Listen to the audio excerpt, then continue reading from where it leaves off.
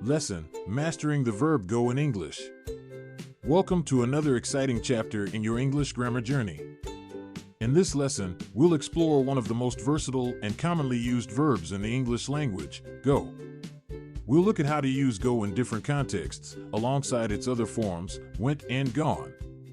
By the end of this chapter, you'll feel confident using go in conversations, whether you're talking about movement, activities, or future plans. Chapter 1: Understanding go. The verb go is fundamental to the English language, meaning to move from one place to another.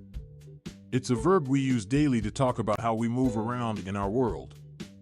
Whether you're walking, driving, or traveling by train, go is your go-to word.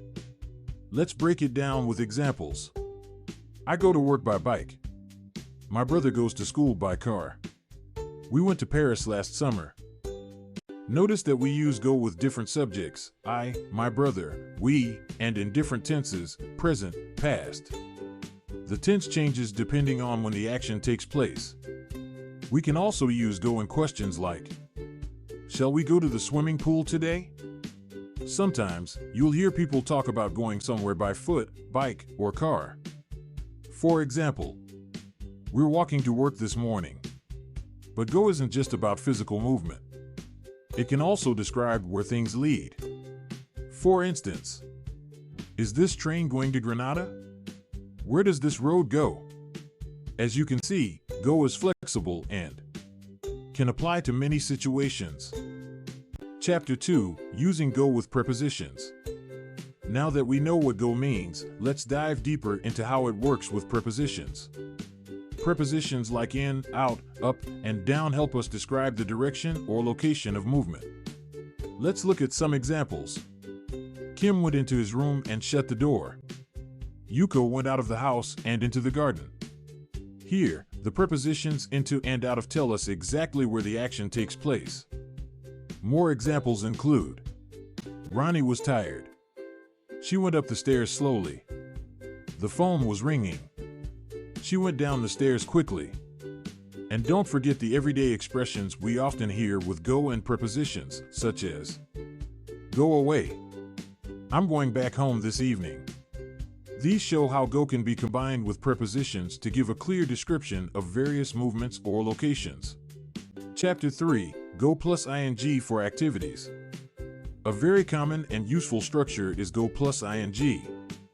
We use this combination when talking about activities, especially hobbies, sports, or things we do for fun.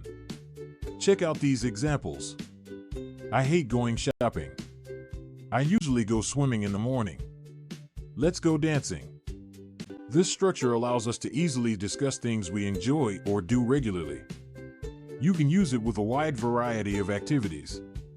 Do you like going sightseeing when you're on holiday? Hans goes skiing every winter. Bob is going fishing today. As you can see, this structure is very easy to remember and can be used in conversations about your hobbies, routines, and interests. Chapter 4: Talking about future plans. Now, let's talk about using go to discuss future plans. In English, when we want to talk about something we're planning to do, we often use be going to followed by a verb.